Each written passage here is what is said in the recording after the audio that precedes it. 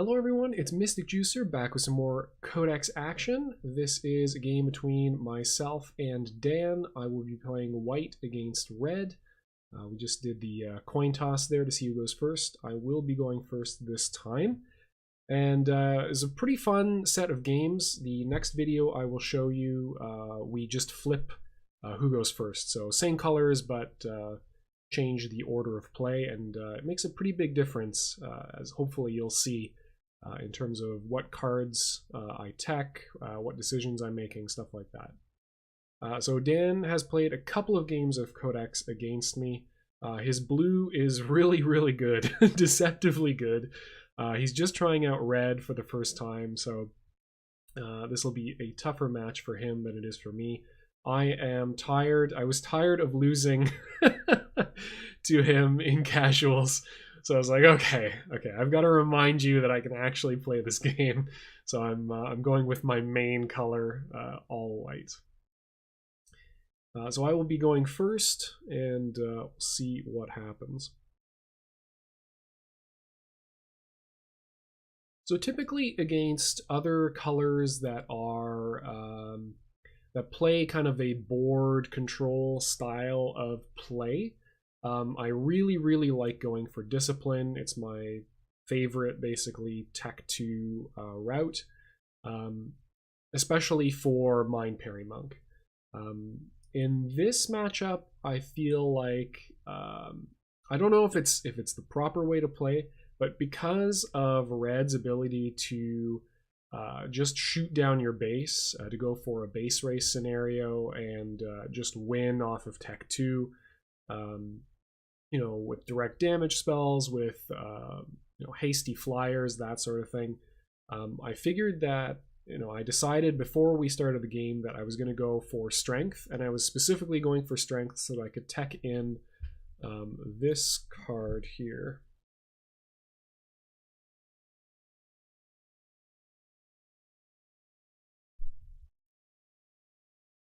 Morningstar Pass. So this is a strength tech 2.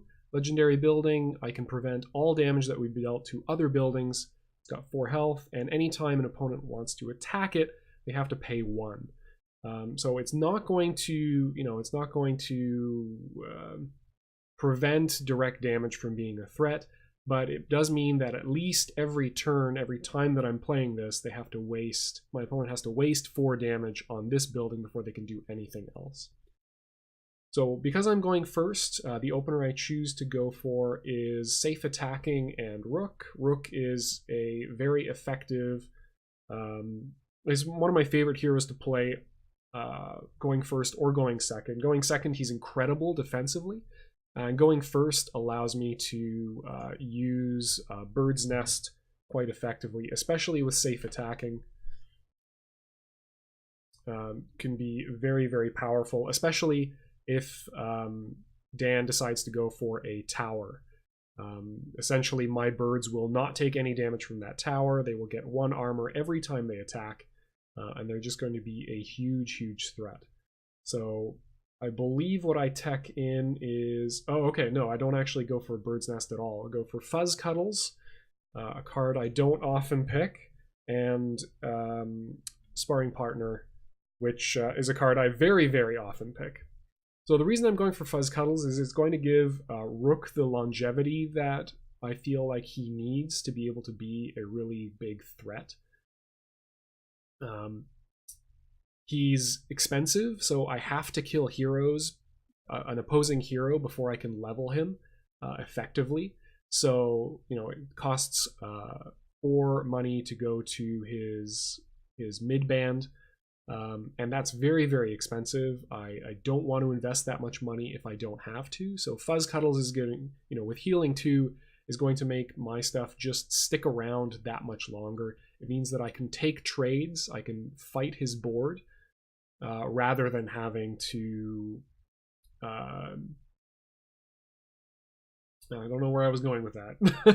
But it's essentially going to allow... Yes, it's going to allow me to take care of his board, and a lot of red units, deal damage to base when they die. So if you're just trading and staying even with the board, that means that the red player is slowly advancing their agenda, whereas you are not. Essentially, defending yourself, keeping their board clear is helping them achieve their goals. So that's the main thing I was worried about in the match.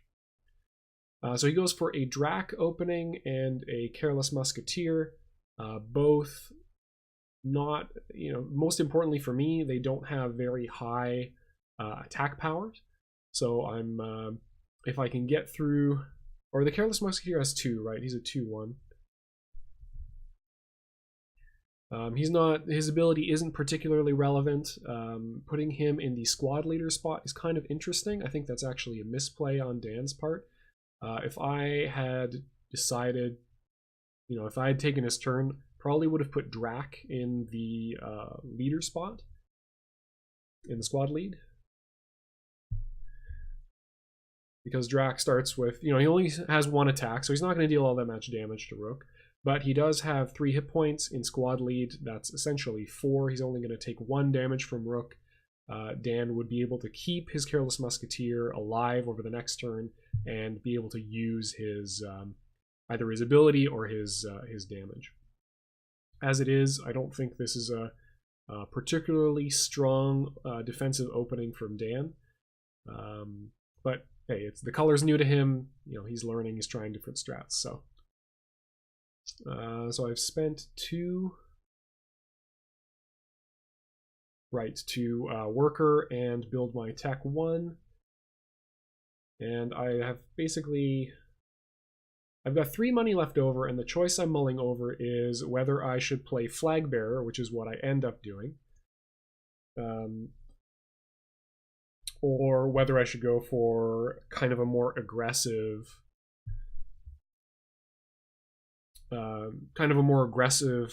line of play that gives me a little bit more money left over. But I decide that if I'm going to be trading and taking some damage on Rook, I don't have the money to invest in leveling him at the moment. So this is an effective way that I have to be able to prevent some amount of direct damage getting through to Rook. So if I can keep the Flag Bearer alive, and he doesn't have the damage he needs to clear it on his turn, then it becomes it's 2 damage. I can attack with it. It's a 2/2. It's not terrible stat wise, especially against only Drac on the board. But it also, again, if I keep him alive, he's going to be a thorn in Dan's side for a while. Okay, that is effectively my turn and goes over to Dan. So he gets 5 money on his, or 6 money on his turn. Immediately spends 1 to go to tech 1. And I can see he's got a Blood Rage Ogre in his hand, so very likely to see that card drop. Very good stats and an excellent blocker at this point in the game.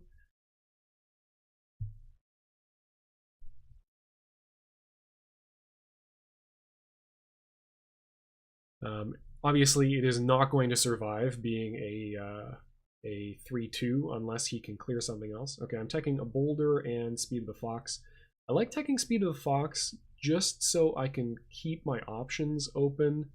If I ever draw that in my hand and I have an open hero spot, it means that I can immediately be active with Setsuki. She's fairly cheap to heal up. It gives her an extra point of damage, which is also very nice, and it just gives me a hasted source of damage on my turn. The Boulder is also kind of insurance against losing my hero and being put on the defensive. So long as I can put the Boulder into play, it's going to be a lot of damage that he has to waste to get through it, and it doesn't, which is kind of a bonus in this case, it doesn't have an attack power, so it doesn't deal any damage back. So if he does play this kind of blood route where if your units die, your opponent, I would take damage to my base, it prevents that from happening. Okay, so it takes that back, puts Bloodburn into play instead. So anytime a unit dies, you put a counter on Bloodburn. You can exhaust it, exhaust it and remove 2 counters from Bloodburn to deal 1 damage to a unit or building. I'm actually surprised that he didn't put the Blood Rage Ogre that he had in his hand into play. Bloodburn is 3 money for an upgrade. It doesn't contest the board. Okay, so he's basically given up on trying to prevent me from getting in. I don't think that's a good approach. Honestly, just putting the ogre into play, that still leaves him 2 money. Could go for a hero's haul to be aggressive with, to put hero pressure on. Likely to keep Drac alive. I don't know enough about red to be able to say what kind of strategy you can pursue with Drac, but just speaking to playing defensively, I think he had better options in hand than what he ended up going with. So right now, I have all the time in the world, all possible options open to me. Drac is a 1/3, so I will have to attack with both Rook and the Flag Bearer unless I spend 4 money to level up Rook. And honestly, I don't think that's too bad as options go. So I might end up doing that. 7 workers is not enough yet to go to Tech 2. Okay, yeah, there we go. So Sparring Partner. And I think with 2 cards now spent and 4 money in the bank, I will end up going to mid-band with Rook, which will end up killing Drac and giving me 2 additional levels, putting me in a very, very good spot for bringing Rook up to max.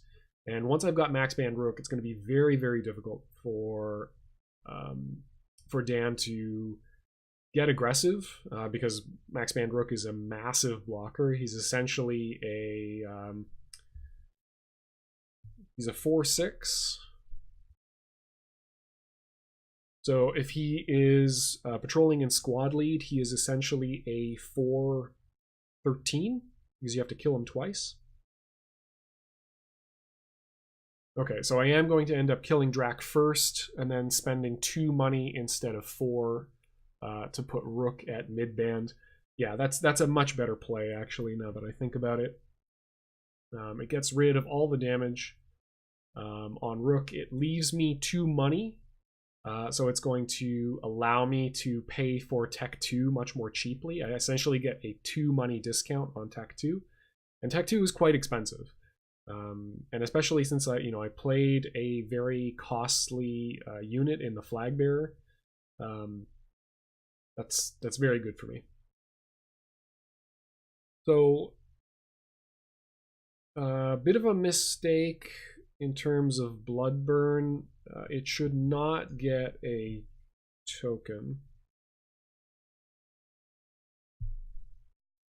as it only gets tokens when units die, but slight oversight there. So I'm in an incredible position here. I've got a lot of pressure. I have a mid-band Rook which can now walk past patrol zones with a single patroller. I've got a Sparring Partner, so it's very easily I'm going to be able to give +1/+1 tokens to either Rook, very likely to be Rook, so he's so survivable, and it just makes it that much more difficult to get rid of him, or even the Flag Bearer, making him a 3/3 and allowing me to put much more pressure on with him as well. And he's a 2/2 that costs 1, so that's pretty good too. So Dan puts Jaina into play. Jaina, I mean, none of the red heroes are particularly strong defensively. Jaina is probably maybe Drac's the best one, but Jaina is pretty good. Her real flaw on the defensive is she only ever gets 3 hit points to work with, no matter what level she's at. So unlike other heroes, it's just that much easier to kill her compared to others. So the cards you saw me put into, or to tech up, are the White Star Grappler, which is a 3-cost 3/5, and I'm really picking him specifically so that for his stats. 3/5, 5 damage is a lot to deal with for my opponent, and he's quite effective at getting rid of units in patrol without taking damage, especially red units. I don't think there are too many of them that have incredibly high health that I'm expecting to deal with, and even if they do, at least I can still get them out of the way for long enough for some other units that I have to harass Tech 1, to go for base trades, to deal with heroes behind the patrol line, that sort of thing. The other thing I went for is the Colossus. Again, this thing is going to be pulling double duty. It's a very expensive card. 6 cost for a 6/7, but stats are massive, and again, I can base race with it. A bit of an error there as well. He should not have been able to scorch. Well, hold on.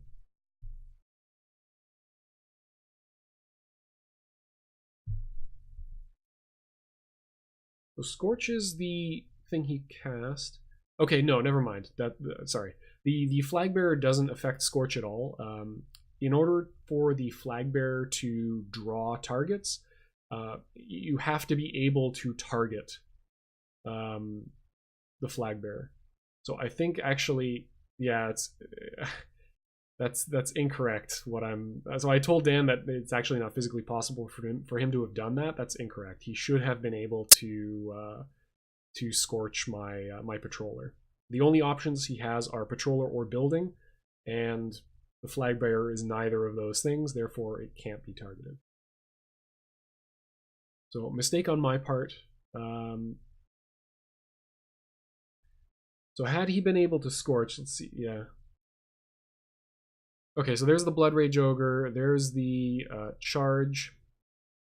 Devastating combo, deals a tremendous amount of damage. That will flatten my my patroller quite effectively. 4 hasted damage from the Blood Rage Ogre. Charge is definitely something you have to keep in mind kind of at all times whenever you're patrolling. Okay, and then Makeshift Rambaster to deal 3 damage to my Tech 1, bringing it to 2 hit points.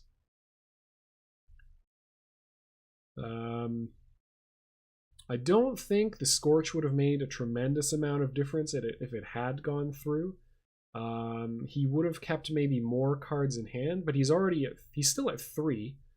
I don't believe he's yet built a worker. Yeah, and he's out of money, so that is not going to happen. So he's going to be stuck on Tech 1 for a little bit longer than he may want to, but on the defensive like this, it's possible he might not have been able to get to Tech 2 at all. Getting rid of Sparring Partner is definitely, it's almost necessary. A mid-banded Rook with a +1/+1 rune is a big threat. That is a 4/6 Rook that can ignore your patrol zone.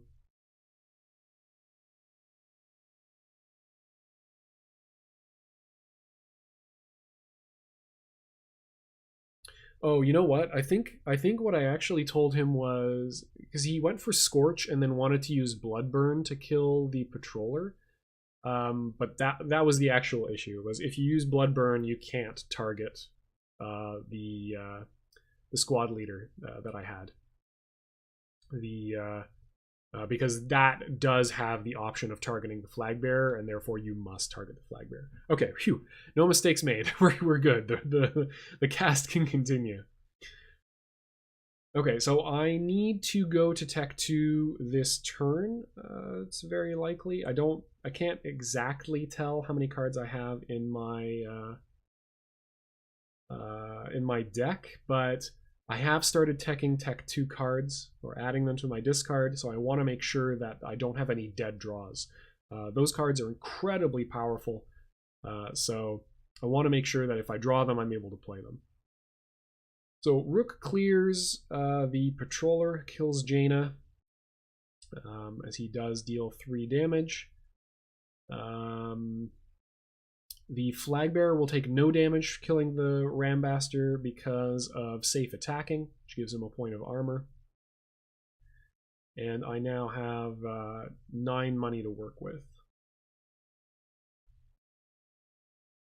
So immediately spend, okay, goes for double shot archer. So he is going for a fire build with his Tech 2. I spend some money to max Rook, so he is fully healed. He now has to die twice, so that's going to be very difficult. I can start thinking about teching in Earthquakes, although I don't have any kind of piddly units to like deal minor damage to his Tech 1 and 2 buildings. So it's not as, I guess, efficient as if I had gone for a Bird's Nest opening.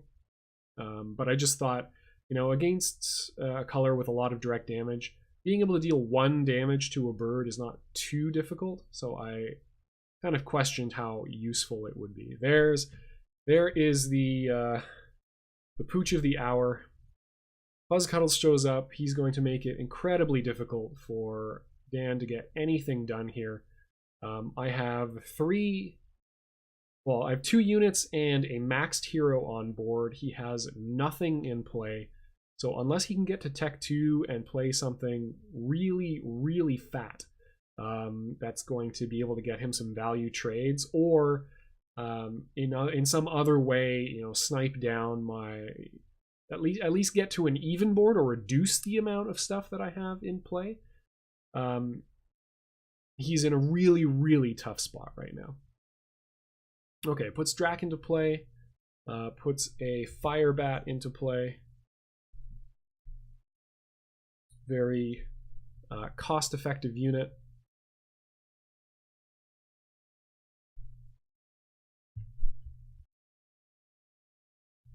Two cost for a 3/3, so pretty good amount of health. I can also deal damage directly to patrollers or buildings, so that's pretty great. Yeah, so Bloodburn has to target the Flagbearer. Now, I think we made a bit of an error on this. What we ended up saying was that, so Bloodburn has the ability to deal damage to either a unit or a building.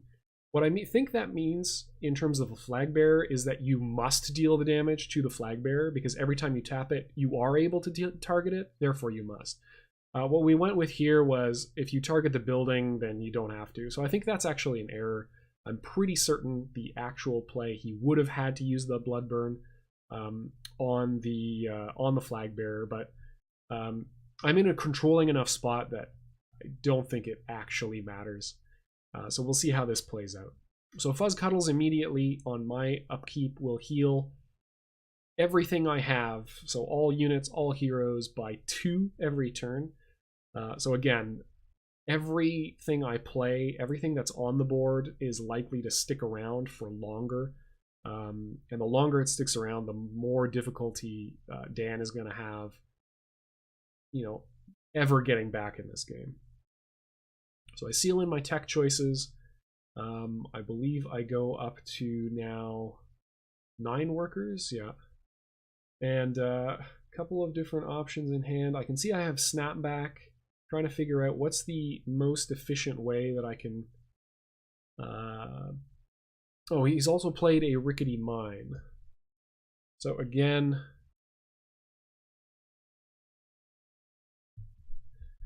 Dan playing stuff that just, you know, isn't units. That isn't stuff with hit points and attack values that is going to contest my ever-increasing board. So I think if he had this to play over again, we didn't end up playing a 3rd match, just because he had to go.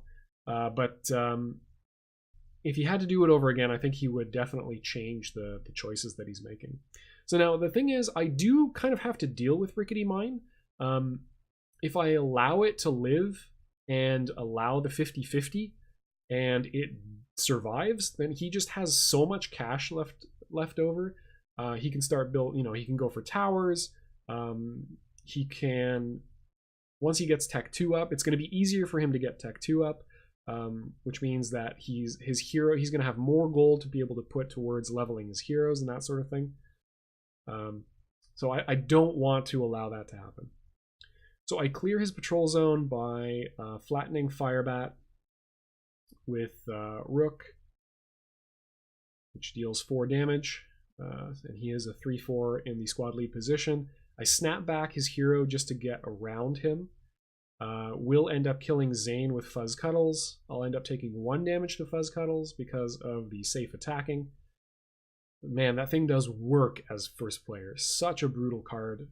Allows white to be so aggressive. And now I've got to decide how I'm going to spend the flag bearer. Probably going to go for Tech 1. Okay, no, go for Rickety Mine instead.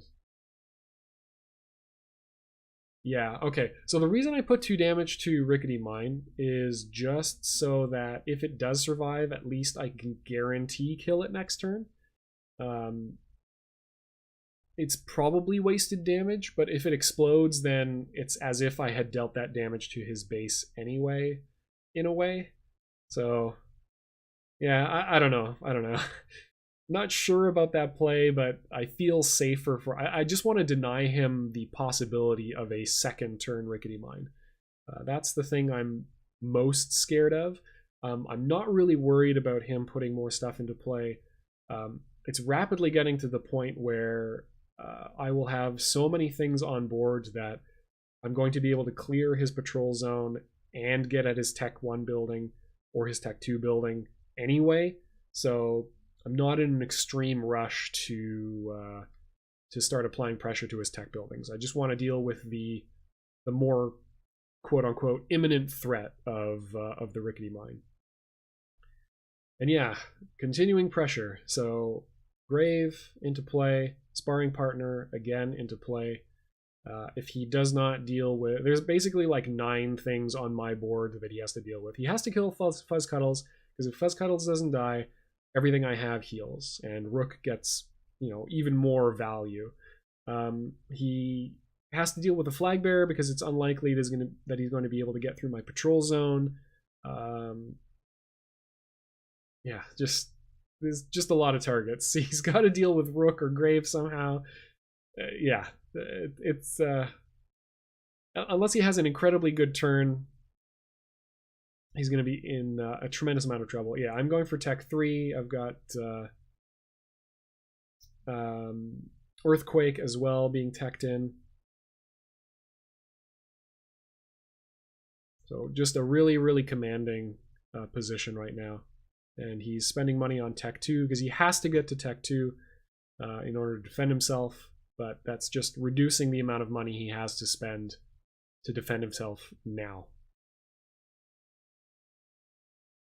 On my next turn, I will be able to level Grave and give him readiness, and then also probably max him to be able to deal with probably 2 patrollers at once. Okay. Yeah, this is a turn I think we end up retaking a couple of times, just so that he can get the optimal amount of money out of it. So the thing he's playing there is Pillage.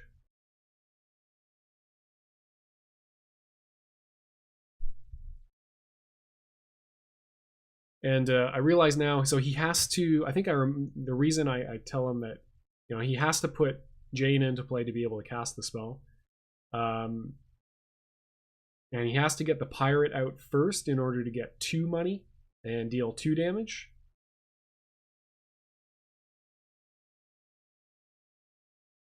Okay, and yeah, we actually end up playing that incorrectly. So he uses Pillage to deal damage to my Tech 1. That is not a legal target for Pillage. You can only deal it to a base. I think we misread it as building at the time, but doesn't significantly change what I'm going to do on my next turn. I've got Tech 2 up. he dealt with my tech 1, you know, accidentally, but my tech, I'm not going to be playing any tech 1 units. Even if I just had a handful of tech 1 units, it's unlikely that I would absolutely need to play one. So it doesn't slow things down anyway. I'd probably spend the money just going to tech 3. Possibly even just spending it on a Heroes Hall or something like that. Yeah, so he's retaking his turn here. So spends for the hero, spends for the pirate, leaves him with 3 money left. Yeah, 4 money left. Spends 1 on pillage. Pillage gets him the money he needs. Yeah, it's fine. It's fine. It all works out. It's okay. You can check the math. It's yeah, he had enough. So ends with is that, I think that's a Bombaster? Crash Bomber? No, Bombaster, yeah.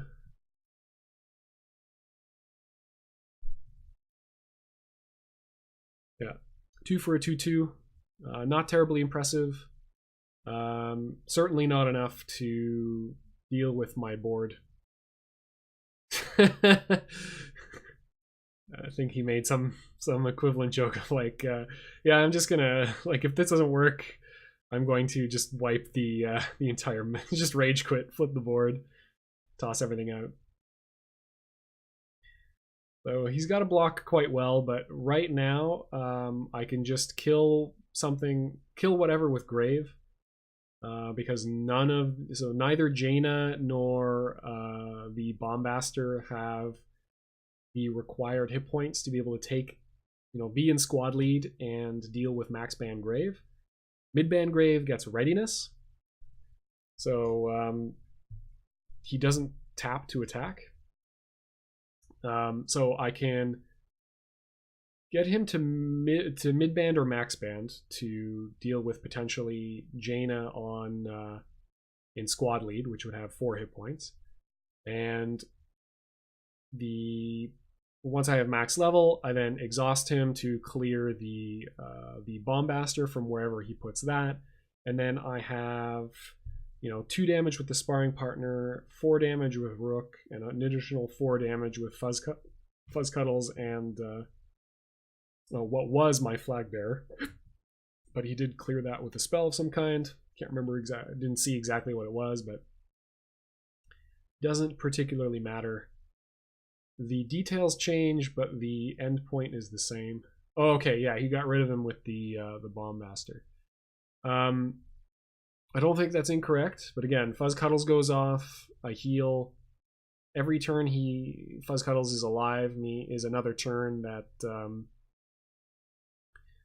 that my, you know, heroes have that much more longevity. It is definitely a losing position for Dan. Unless his next turn is incredible, it's just not going to matter. Okay, I think that's 2 firehouses. Again, I mean, Firehouse is actually not a bad pick here. It gives, or actually, wait, was that Firehouse? Yeah, it must have been Firehouse. I thought it might have been, Sanatorium, but he has gone Fire, so it's unlikely they would take that. So again, you know, not picking units. that is the symptom of Dan's loss here. So I boost Fuzzcuddles. Fuzzcuddles is now a 3/4 beastly, like, just roided out French poodle. Kills Jaina with an idle swipe of its paws, and leaves the field open for me to go after Tech 2 and Tech 1. I'm going to spend 2 here to put untap the sparring partner, put a +1/+1 rune, really on either of Grave or Rook. End up going for Rook just to make him that much more survivable. That puts his damage up to 5, so I can one-shot his Tech 2 building. So I think that's pretty much game. There's really nothing no Tech 1 units he can play that are going to allow him to stay alive in this game. And I've still got enough money to do more with Grave. I guess I don't level it? No, yeah, okay. Yeah, exactly. So I mean, I kill the hero, I get 2 free levels, so I might as well put them on Grave. It's my only option here. I can't put sets into play because I don't yet have Tech 3 and I have not spent money on a Heroes Hall. And yeah, that's, I think, going to clinch it. Putting a Colossus into play, threatening 6 base damage a turn unless he can deal with it. Building my 10th worker so that I no longer have to tech. I have basically everything I could want in my deck right now.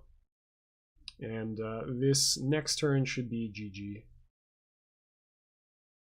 But you can see how, like, that very kind of soft opening from Dan. I think the key mistakes that he made were going for Bloodburn on turn 2. I feel like Bloodburn is really a player 1 kind of card. Either that, or it's you play it like at the end to close things out when you need just a little bit more extra damage in the late game or something like that. Again, I'm not a huge red player. I've played it once or twice, so I can't speak to, I'm not confident in that, but definitely the position he was in was not a position that he could play Bloodburn and survive. Had he played Blood Rage Ogre and patrolled it in something like, even patrolling it in the elite slot, depending on what I had on board, if I didn't have an option to kill it with a unit, if it was an elite, then I would have had to not attack with Rook, because I'm not going to trade 4 damage on my hero that is incredibly expensive to level. I might not have even been able to level him, so I would have been on the defensive. On his next turn, he would have had a 3/2 attacker. He would have been in a much, much better spot. So as it is, this game is probably going to close out on his turn. I can't remember if I play out the last turn, but we'll see how it goes. Yeah, I've got Sensei's Advice in hand, which is going to make Fuzz Cuddles and Sparring Partner that much more effective, get me just a little bit more damage wherever I need it. I may start trading in my units to clear the board. His base is at 15, so if I can get through, I mean, Colossus is 6 guaranteed damage, and I have 9 damage with, I have 9 damage with Rook and Grave if I max ban Grave. So I have lethal with my heroes and Colossus, and there's very, very little he can do about it.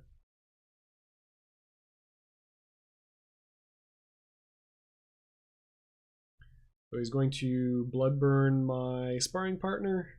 Not really particularly relevant. Yeah, instead goes for Tech 2, putting it at 2 hit points.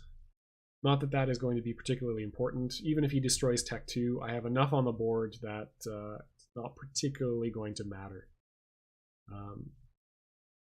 Yeah, goes for Rickety Mine again. Still no units. Yeah, he can't play any of his Tech 2 stuff because I did destroy it last turn, so he just does not have the options he needs to be able to defend himself. And with that, it should be game. So I will be probably Sensei's advising with... I mean, I've got lethal on the board. It's just up to me to find it, really. Firebat in squad lead is a 3/4. So if I Sensei's advice, Fuzz Cuddles, that clears, and gives me the 3 damage I need on Sparring Partner to be able to deal with Drac. And then I just swing everything, max Rook and then swing at his base, and that is it.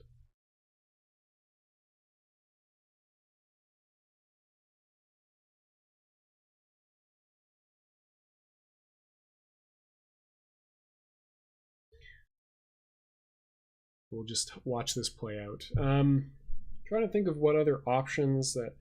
I mean, yeah, it's hard to say anything else really about the way this game played out, because a lot of it was basically a decision-making loss. Okay, yeah, so I'm going for another way of getting lethal here. So Grave kills the squad lead. I then use Grave's max band sword rune to kill Drac, and that leaves me with enough damage to kill on the board. I still need to play Sensei's Advice, I believe. It's 5 damage from Rook, so 11 damage total with Colossus, and then, yeah, clear with Buzzcuddles and the sparring partner. So good games to Dan. Thanks everybody for watching. I'll be putting out a couple more Codex videos. Again, I've got a ton of them in the back burner. They just take a little while longer to create than anything else. So thanks for being patient, and stay tuned for more in the future.